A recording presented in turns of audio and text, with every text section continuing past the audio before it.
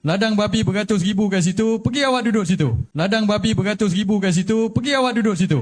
Sultan Sharafuddin Idris Shah has expressed deep disappointment and disagreement with the Selangor government's decision to allow pig farming operations to continue in Tanjung Sepat, Kuala Langat from this year.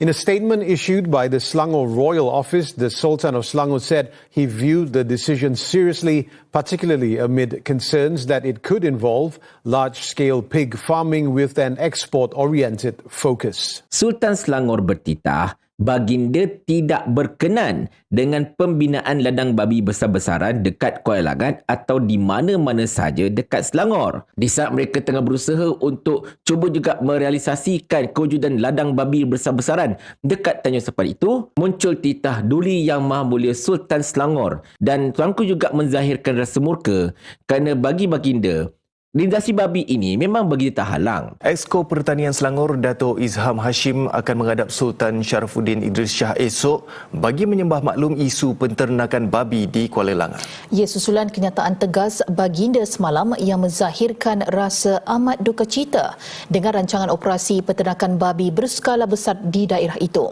Terdahulu Sultan Sharafuddin menzahirkan rasa amat duka cita dengan rancangan kerajaan negeri yang membenarkan operasi penternakan babi di Tanjung Sepat, Kuala Langat bermula tahun ini. Selepas dicabar Sultan Selangor, kerajaan negeri ketat syarat operasi ternakan babi. Untuk menjadikan Kuala Langat itu sebagai tempat ladang babi besar-besaran yang juga digunakan sebagai hub ekspor, konon-kononnya untuk memantapkan ekonomi negeri Selangor.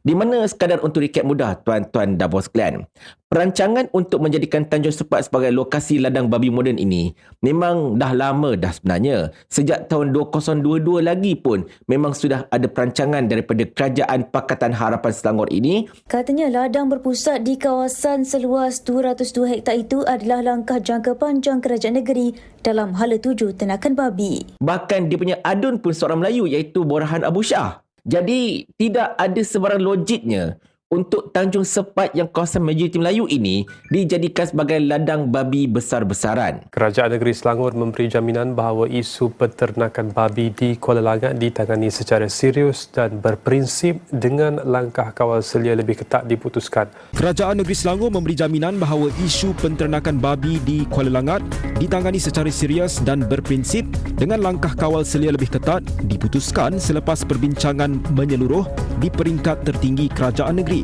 Sultan Selangor Sultan Sharafuddin Idris Shah berkenan untuk terima menghadap Exco Infrastruktur dan Pertanian Negeri Selangor esok bagi menyembah maklum dan membentangkan perincian keputusan Majlis Mesyuarat Kerajaan Negeri MMKN berhubung pengoperasian industri penternakan babi di Kuala Langat.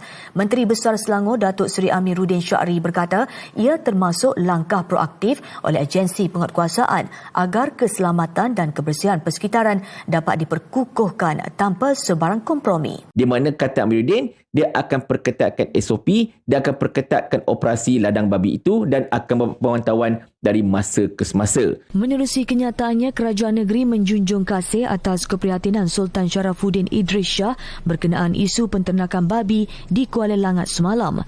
Jadi sekurang-kurangnya kemarahan rakyat, komplain rakyat. Kita marah, tuan-tuan.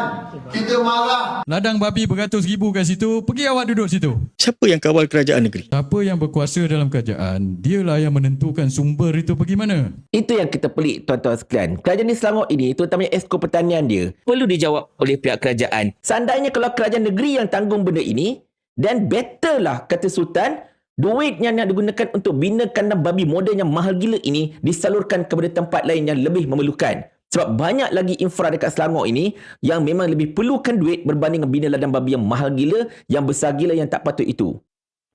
Siapa yang menanggung akibat?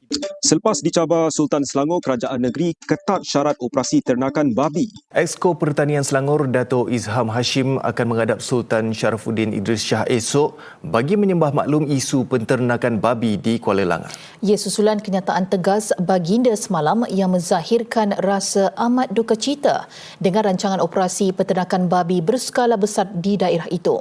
Laporannya bersama Nik Zarif Azhan.